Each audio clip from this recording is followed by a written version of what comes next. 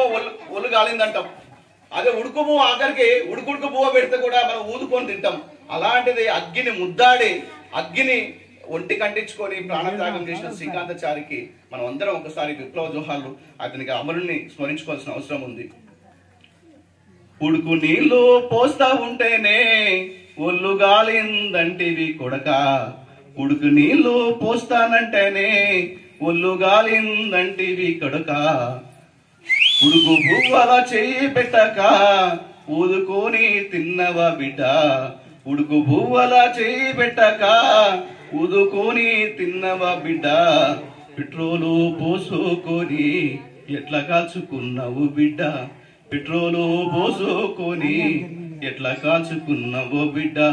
అవ్వ యాదికి రాలేదా, అవ్వ యాదికి రాలేదా, అయ్య యాదికి రాలేదా, గావురంగా ఎత్తి పెంచిన చెల్ల యాదికి రాలేదా, పెట్రోలు పోసుకొని ఎట్లా కాచుకున్నావు బిడ్డ, పెట్రోలు పోసుకొని ఎట్లా కాచుకున్నావు కొడక.